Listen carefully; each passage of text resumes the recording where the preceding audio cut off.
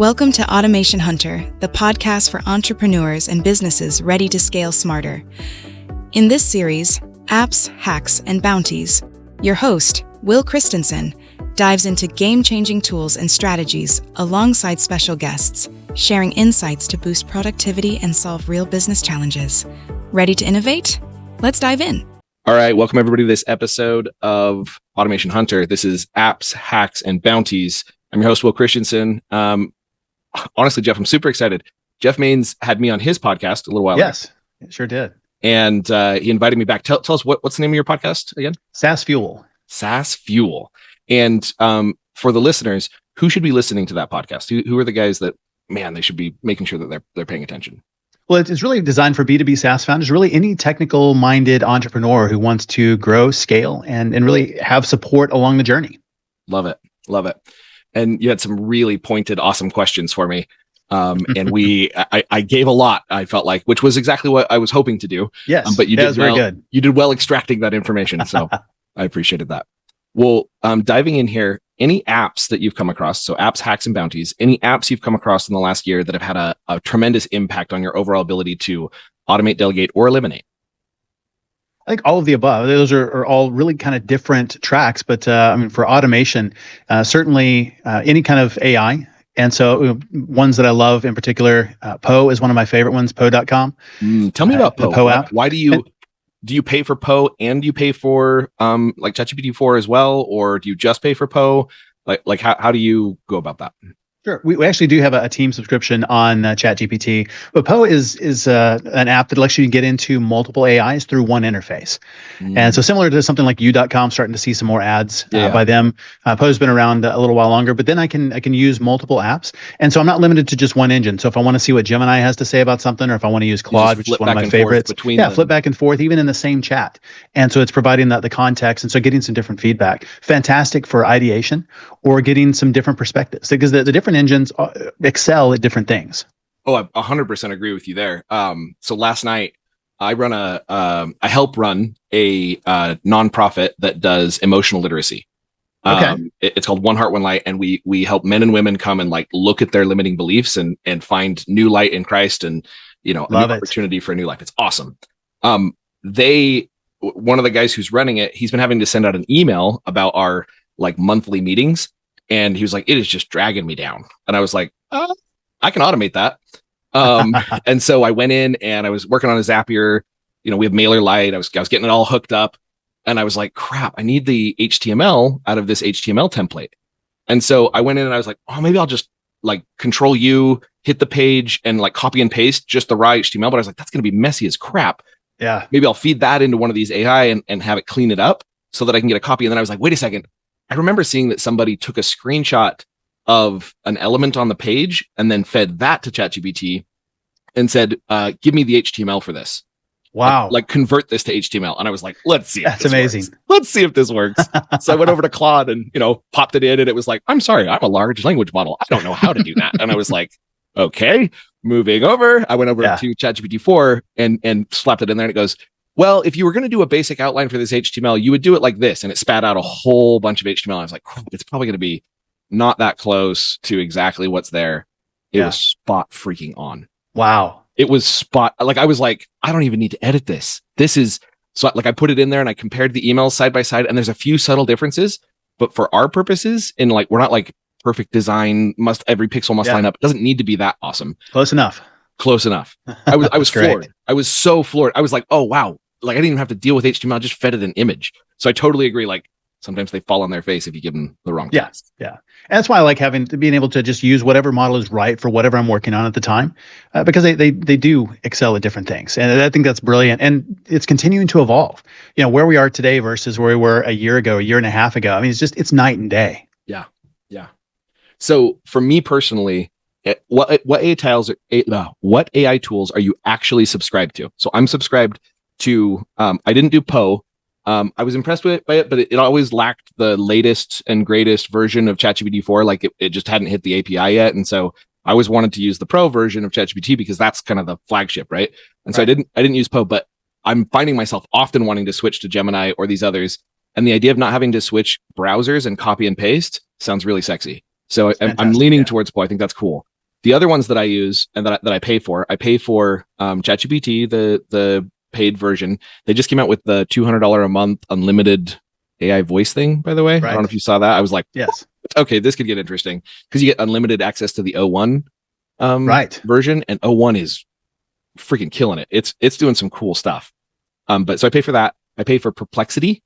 That's the second one, and it's basically like my replacement for Google. I don't Google things anymore. I put them into Perplexity, and it writes an article about all of the Googling it did, which is amazing. Yes. And then the last one that I pay for right now is Adobe Firefly, which is it's like their image generation stuff.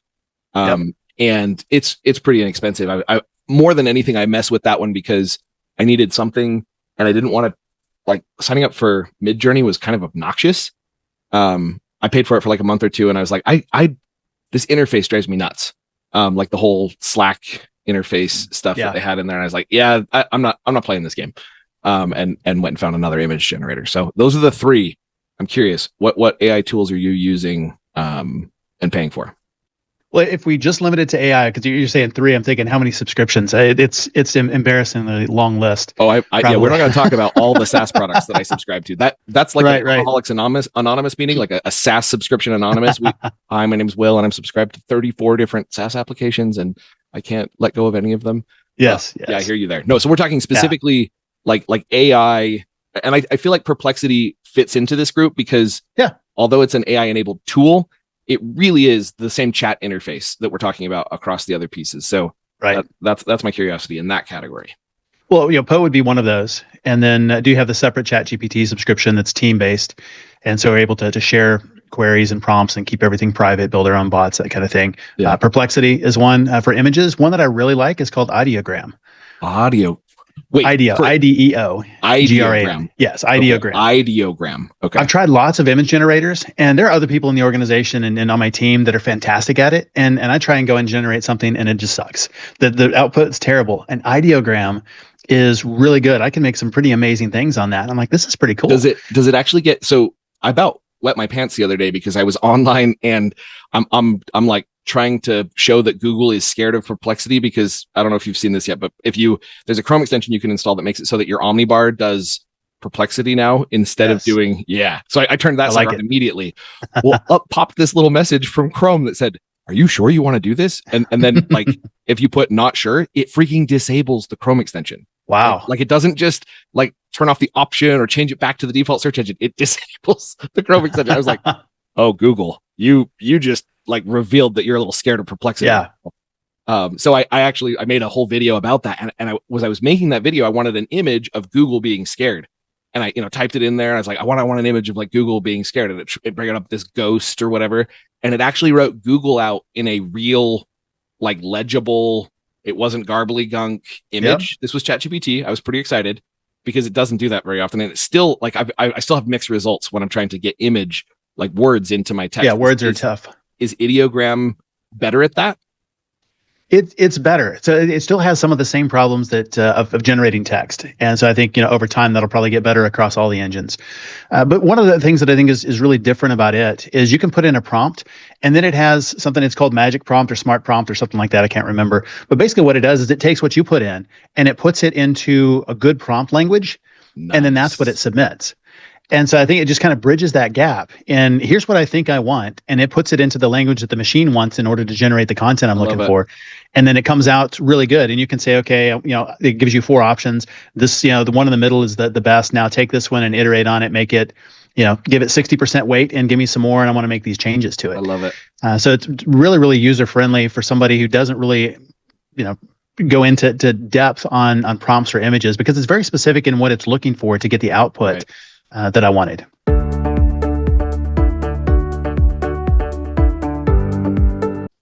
Any other AI tools that you subscribe to? And I don't mean just like, I mean the chat interface ones. No, that's pretty much it. I mean, Perplexity, ChatGPT, Poe, and Ideogram. Love it. And those are the ones that I can think of. There may be some other hidden subscriptions out there that I've forgotten about. Oh, but those no, are the ones I'm sure that I use. Yeah, the ones that you can remember because you're using them. The guys who are still writing the free SaaS game of like users who never log in. Those we still, you may not remember. Yes. Yeah.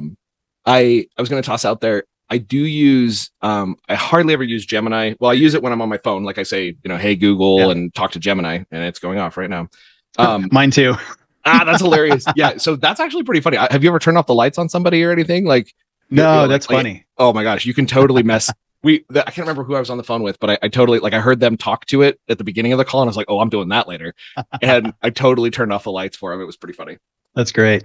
So, okay. So the only other one that pops into my head that I think is interesting to note here, Notebook LM is Google's feature, and it's part of my G Suite subscription. I just saw today that they rolled out a video generator in G Suite. That'll be good.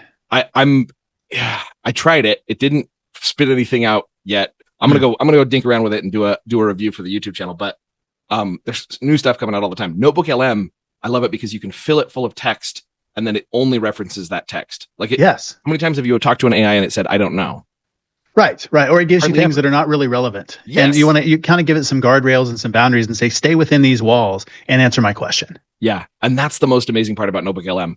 I've been messing around with it. I have a sales mastery coach, and I took every single phone call I've ever been on with him, as well as all of the group coaching calls I had access to. Very and cool. I put all of that in there, and it's basically a digital clone. So now I ask it, like, how should I phrase this email? And it spits out stuff. It's not always spot on. There's definitely times when it's like, but a lot of times it's like, wow, that is fantastic to have instant access to a lot of that information that's out there. So really smart. Done that with some of my content. Did that. What I first tried it with was my book, Small Fish, Big Pond, the first one, and put it in, and it created like a little podcast, like review about the book, and you're able to ask questions, and it it just pulls everything out of there. I'm like, that is really, really cool. Yeah. So there's a website called Oceans PDF or Oceans of PDF, something like that. Basically, this guy goes and gets every single PDF of every single book out there. I'm sure yours is on there, by the way. That's just where they've got them. And his methodology is more than half the way that people find their new favorite authors that they follow is through borrowed copies or pirated copies of books. Interesting. And so he's like, I'm in the gray area. I know that. I don't care. He was like, be respectful. If you find an author you like, go buy the book. Yeah. And so what's been interesting for me is I haven't gone and downloaded a whole bunch of other books, but I've downloaded anything I buy on Audible. I'll go grab the text copy and throw it into Notebook LM, and I can have a conversation with it. So versus it's all auditory and it's hard to find different sections of the book to find things, I can get in there and pick that apart. It's been really cool. That would be really helpful, because I think about that, and I do a ton of audiobooks. Oh my gosh, yeah. It's an obsession for sure. But then you hear something, and especially like if I'm driving, I'm like, oh, that's really good. Where was that? I think it was at the, look, and it's like, okay, end of chapter 4, I'll remember that. Sometimes I'll remember to bookmark it. But a lot of times it's like, where was that in there? What exactly was that quote? What was the principle that I wanted to remember? All I remember is chapter 4 somewhere. Yeah, I love it. All right. So final question here, and this is bounties. Okay. What's the greatest challenge? Theory of constraint. There can only be one constraint in a complex system. So in the businesses you run, tell me, what's the greatest challenge right now? I think over this last year, lead engagement has been really, really tough. And that goes across both companies, the SaaS company and the growth accelerator. It's really lead engagement and things that work, they'll work for a while and then they stop working. And part of that, I think, is the market is so saturated. And we'll probably see even more of that this year. If this is the year of the voice agent, if it's that easy to make outbound calls and make it all AI driven. How do we engage? And that's one of the things that we're always working with and innovating and trying new things. But I think if there's a bottleneck, that's it. It's just deals lost to close no action or no response, or somebody was engaged and they just kind of go dark.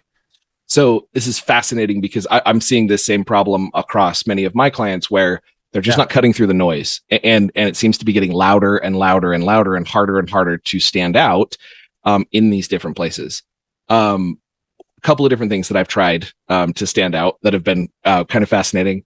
I quit my, I actually fired myself, put someone else in as the CEO of data automation. This is like 2 or 3 years ago. When I did that, I went out hunting for, a fractional product job or, digging in to pay the bills and see where I wanted to go with some of these other places. And as I was hunting, I found this job posting on Y Combinator's like startup jobs website. And I went and actually Venmo requested the founder for $90,000. Okay. and said, like, the tagline was the best $90,000 you'll ever pay anyone. And then I went on LinkedIn and I did a voice note, not a voice note, like a video note. So like if you're on LinkedIn on your phone, doesn't work with if you're on your computer, but on your phone, you can hit the camera button and it'll let you record up to like 2 minutes of video. And so you can just talk to the person on the other end of the phone. I mean, eventually we'll have deep fake robots that can be doing that. Right. But at this point, like that's not like there's no, well, I shouldn't say that. There's probably somebody out there doing that right now. I'm sure there is. But for the most part, that's not happening. So that's been able to cut through some of the clutter. For me, like using the person's name, while you're talking to them, that kind of thing. Then the other thing that I've done is Loom allows you to have a GIF on the front of the, like you can embed a Loom video into an email. Yes. And you can you get a little GIF that's going on there. And so if you write the person's name on a piece of paper and hold it up, so the GIF is going like this with the person's name when it pops up. So there's a few things like that I've done to try to stand out. What are you doing? What's working? What's not? Well, we actually did do that with the personalized videos and the name, and I think that was a novelty in the beginning. And then it didn't take too long for people to figure out that most of it was AI generated, and so it's kind of the novelty. And then I don't know if that maybe hurt engagement, so we stopped doing that, and because it just want to be authentic. And so I think that's one of the things is just that authenticity is it looks personalized, but then they're like, this isn't really personalized; it's AI generated. And so stop doing that. A lot of it is just creative follow-ups. The more personalization we can do, I think the better. But it has to be real personalization, not fake, not and I'm sure we all get emails of hey, I see you went to this school, or something like, cool, that was 20 years ago, it's irrelevant now. Or love what you're doing at your company. Cool. You have no idea what I'm doing in my company or not.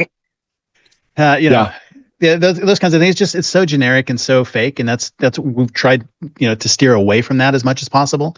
And so more engaging. But I think some of that is just that there's so much noise out there from those types of things that even when you're doing it personally and trying to be engaging, it's difficult. So figuring out how to do personalization at scale, where you're having reps reach out and personalized videos. Those have been good. We do thank you cards. So anytime we can do something that is physical, that's something that's well. I still do that every single day. I actually have some right here. I mean, every day I've got cards that I send out. Literally send in snail mail and send out to people, and I just do 2 of those a day. And so it's something that's really small, but they add up over time. So you do 2 a day, you end up having 700 connections, 700 touches a year plus, right? Just by something really simple. Interesting. So, I like that. Anything that we can do that personalizes the experience, we're real focused on. But it's scripts. Some of them will work really well for a while, and then they fatigue.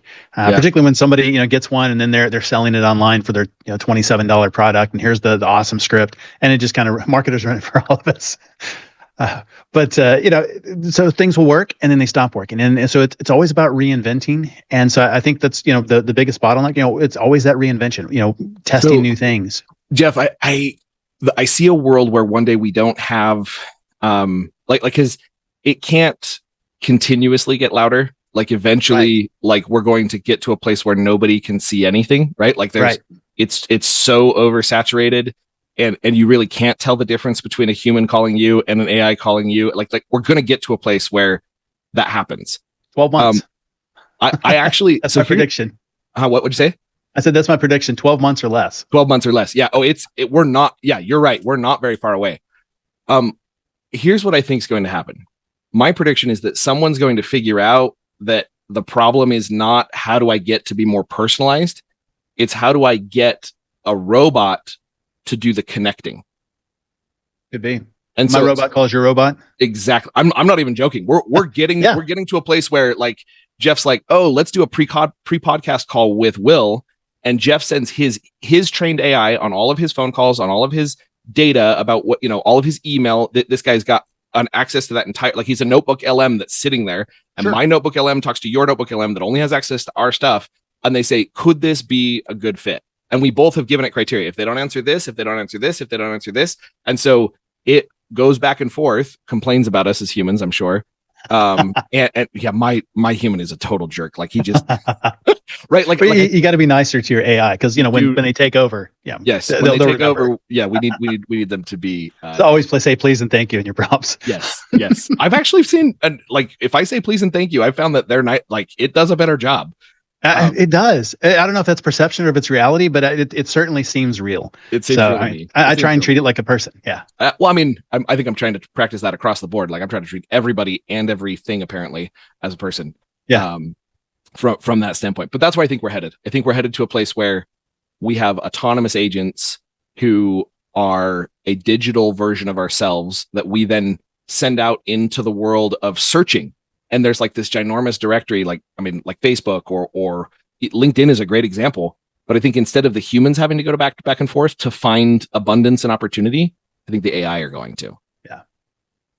So it'll be interesting. Somewhat with Perplexity today, it's not necessarily for people, but for products or solutions. Yep. Like, I'm looking for the best whatever to solve this problem. And so it'll go out and it'll find, and there's some. Oh yeah, from that standpoint, reviews. That is what Perplexity is, right? It's kind of an autonomous agent that goes and researches for you. I have found, and I sent them a big fat feedback. Please call me. I was looking for a piece of software that would allow me to remote control my Android phone. Okay. And I was like, cool. And I used Perplexity. I spent 15 minutes on Perplexity, narrowing down solutions, went into the one that was there and the one that they finally recommended. And like, I had a very specific, like, I want to be able to type on my computer and have it flow into my phone because I'm having situations where I want to use the interface that's on my phone, but I want to use my keyboard so that I'm faster at typing. This was like the use case. I went and downloaded the app that they recommended and it totally hallucinated on the key nitty gritty feature I was looking for. And so I like opened up a ticket and it was like, do you want to be contacted? I was like, hell yes, I do. Like this was, I even said in the message, like I run a YouTube channel where I tell people about automation. Like I don't want to resend my recommendation. I love your software 90% of the time, but it cannot hallucinate. Like when I'm asking it for a specific piece of data, that's like the whole point of Perplexity is it should be able to interpret and not assume what's there. And maybe I need to go look into the underlying data. Maybe there's a blog post somewhere that stated it had it. And, the same way I would get misinformed by some blog post that I believed was real. Yeah. That was my experience with Gemini is typing things in and having a conversation. This is one out of hundreds of searches on Perplexity that I was frustrated with. So I'm still paying for Perplexity. I'm still happy with it. I'm still recommending it to people. I was annoyed in this situation because it totally fell on its face. It's the first time it's happened to me in 8 weeks that I've been deeply using it. But Gemini, oh my gosh. Yes. Just a simple query and 2 or 3 in, and then I start getting all these Chinese characters. And I'm like, where did this come from? And I asked the question, why are you speaking to me in Chinese now? Oh, I'm sorry. And then it continues on, giving me a bunch of other stuff. I don't know what this is or how we got here, but this is not where we wanted to end up. Yeah. It's craziness. It's amazing. I mean, what's interesting too is the product expectation that you have now created that a computer should be able to talk to you normally, right? Like, you know what I mean? Like what you were just saying, like, this is crazy. This is not where we meant to go. And I was like, oh my gosh, 5 years ago, had you told me that there was a computer that could talk back to you in Chinese, right? Like that would have been cool. But now it's like, nah, our computer should just answer us and answer the questions we asked. Cause right. That's where we're at. And it wasn't even a question about that. It just, one of those hallucinations often, and who knows where. Yeah. You said something somewhere that it thought, oh, he wants Chinese. I guess it didn't realize that it was speaking Chinese though. That was what was so weird. Cause, I'm sorry. Yeah. Here it is in English and nope.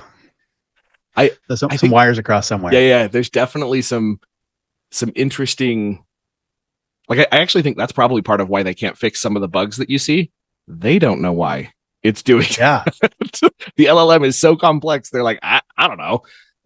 This is what we got. I think that happens because we're definitely in uncharted territory and building things that are new and nobody's done before and not really sure what the next step is or what's going to happen. I'm going to do an episode about this specifically. Earlier this week, I had my first therapy session with AI. I've been doing therapy for 3 years, EMDR. I lost my mom when I was 10 to breast cancer and it was very traumatic, super hard. I say that openly because I'm trying to help people understand, like, you can move on from trauma. Trauma doesn't have to control your life, but it's still affecting me. And I'm driving down the road and I was like, man, I really am not feeling awesome. You know what? I turned on advanced mode in ChatGPT 4, and I was like, pretend you are an internal family systems expert, which is a type of therapy. Yeah. And run me through some exercises. I didn't say like pretend you're a therapist. Pretend you're an expert and run me through some exercises using this framework. And so it started going through and asking me questions, and then it kept like interrupting me. I was like, no. If I'm not done talking, you just need to validate. And so then it was like, I'm so sorry, Will. That's so rough. That's so hard. And I was like, this is actually not bad. And I'm driving down the road, and I think God's got a sense of humor. He decided to put me in a traffic jam. Oh, wow. And so like, not only did I like, 45-minute drive home, I'm going to do this AI thing at minute 30, I was stuck on the road for another hour. And so I just kept going with it. And the coolest part was, because I've been through so much emotional work myself, I kind of know internally how this is supposed to go. And so when it veered off course, I was able to correct its course, say, no, I think you need me to lead me through an exercise like this, or I think you need to shift like that. And basically, with it as a sounding board, I was able to run my own session and come to some really beautiful realizations about my life and kind of where I wanted to go. And I was like, oh my gosh, like that was cool. And I even ran out of advanced voice mode. That's 45 minutes, by the way. That's the limit. I ran out of advanced voice mode, and the last half an hour of it was just regular voice mode, and it worked great. Wow. Like, I was really so impressive. impressed. I was so impressed. So you're right. We're in uncharted territory. It's getting better and better. And I've never seen technology move this fast. And I've seen so much technological change in the last 25, 30 years, and never like this. Nope. And I can't imagine where we're going to be, a year, 2 years from now. 5 years from now is an eternity. Yeah. It's pretty fascinating. All the things that we were talking about with Star Trek and, trans teleporters and, all, where the speed at which we can discover new technology and implement it and all of the above, I mean, unreal. So, pretty flipping cool. Yeah. Technology is iterating on itself. Love it. Well, I am going to take that on as a bounty to think about more ways that I can personalize and we'll have you on another episode here in the future for, how to stay out there. Maybe I'll find the first autonomous agents that are out there talking, mine will talk to yours, or, we maybe that's what the next episode will be about. But have your bot call my bot. I'll have my bot call your bot. We'll have dinner. We'll figure this out. So thanks so much, Jeff, for joining the show. It was a lot of fun. Thanks, Will. All right.